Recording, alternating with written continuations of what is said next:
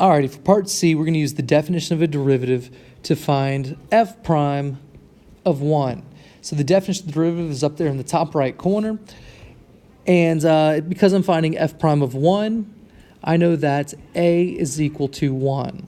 That's the point I want to find my derivative at. So let's start by writing out the limit definition. And my function is 3x squared minus x plus 1. So for the first part, my input needs to be a plus h. So I'll write my function, but my input into the function needs to be a plus h, or 1 plus h.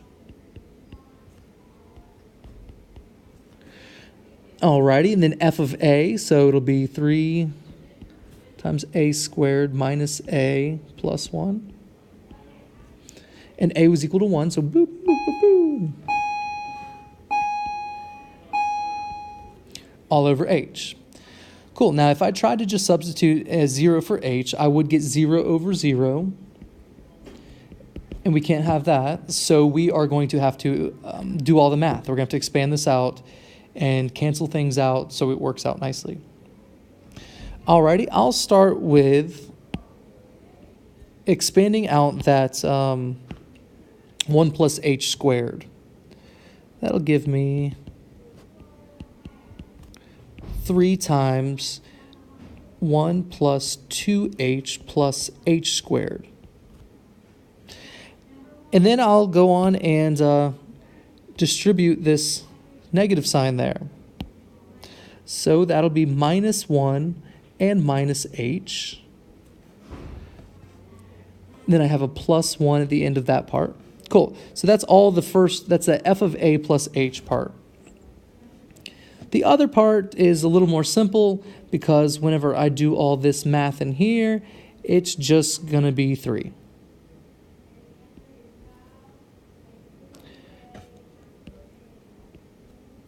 Alrighty, so now let's distribute that 3.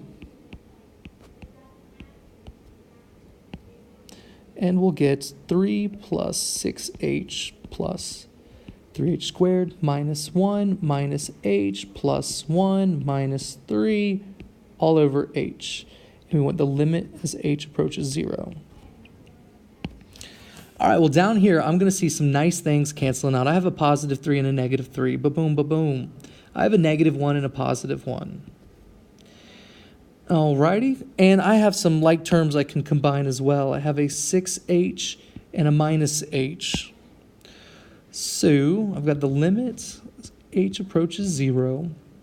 The 6h minus h, so I have 5 h's plus a 3h squared all over h.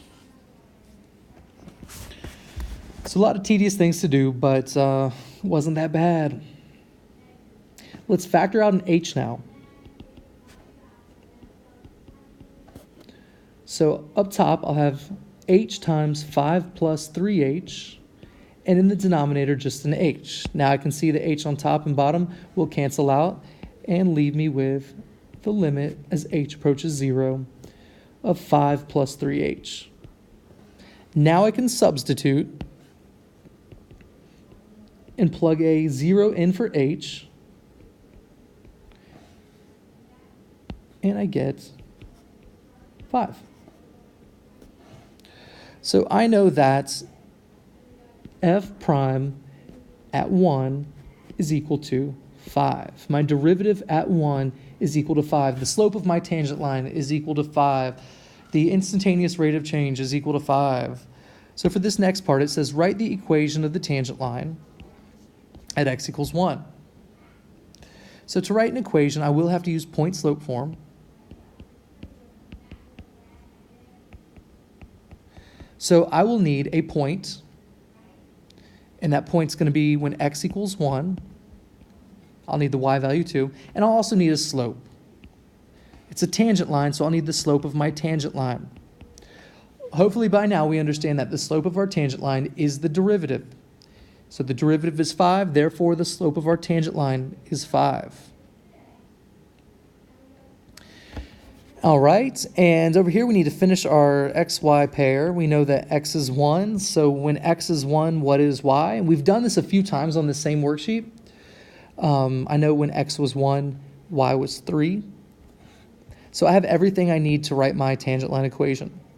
Y minus y1 equals m times x minus x1.